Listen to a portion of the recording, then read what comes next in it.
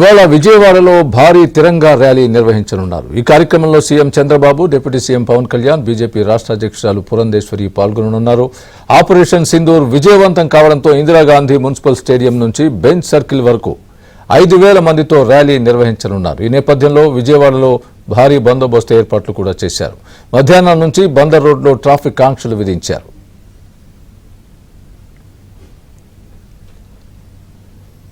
దీనికి సంబంధించి మరింత సమాచారం మా ప్రతినిధి ప్రసాద్ అందిస్తారు. ప్రసాద్,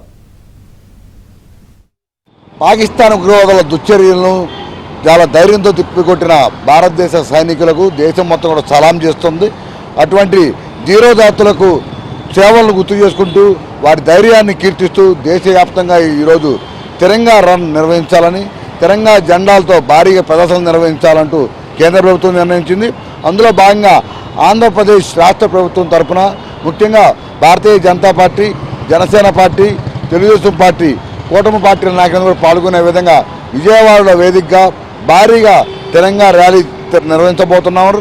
విజయవాడ ఇందిరాగాంధీ స్టేడియం దగ్గర నుంచి బెంచ్ సర్కిల్ వరకు మొత్తం ఈ ఎంజీ రోడ్లో ఈ ప్రదర్శన జరగబోతుంది. సాయంత్రం 6 గంటల నుంచి కూడా ఈ ర్యాలీ ప్రారంభమవుతుంది. ప్రస్తుతం మనం విజయవాడ ఏదైతే ప్రధానంగా ర్యాలీ జరగబోతుందో అదే ప్రాంతంలో ఇక్కడ ఉన్నాము. దీనికి సంబంధించి ప్రధానంగా ఈరోజు ఈ మొత్తం బందర్ రోడ్డు మొత్తం కూడా జాతీయ పతాకాలతో భారీగా రెపరెపలాడిస్తూ ఉన్న ఆ పరిస్థితి కనిపిస్తూ ఉంది. దీంతో మొత్తం జాతీయ భావం కొట్టుతున్నట్టు కూడా కనిపిస్తూ ఉన్న పరిస్థితి మనం చూస్తూ ఉన్నాం. ఇప్పుడు మనం వీడియో జస్ట్ వెంకటేశ్వర్లో కూడా చూపిస్తూ ఉన్నాడు. మొత్తం బందర్ రోడ్లో ఏ విధంగా అయితే మొత్తం ఈ ట్రాఫిక్ సంబంధించి క్లియరెన్స్ కూడా ఇప్పటికే ఆ మధ్యాహ్నం నుంచి ఈ రోడ్లో ఎటువంటి వాహనాలు కూడా రాకూడదని చెప్పి ఆంక్షలు విధించారు. మొత్తం ఇతర మధ్య రోడ్లు విజయవాడ నగరంలో ఉన్న మధ్య రోడ్ల ద్వారా మాత్రమే వీటిని ఆ వాహనాలను అనుమతిస్తున్న పరిస్థితి. ఈ బందర్ రోడ్లో మాత్రం ఆ సాయంత్రం ముఖ్య నాయకులందరూ పాల్గొనే విధంగా ప్రత్యేకంగా ఏర్పాట్లు చేశారు. ఇప్పటికే జనసేన తరఫున నాదెండ్ల మనోహర్, భారతీయ జనతా పార్టీ తరఫున సత్యకుమార్, అదేవిధంగా తెలుగుదేశం పార్టీ తరఫున ఈ కొల్లు రవీంద్ర, అదేవిధంగా జిల్లా మంత్రి కె పార్థసారథి వీరందరూ కూడా ఏర్పాట్లు పర్యవేక్షిస్తూ ఉన్నారు.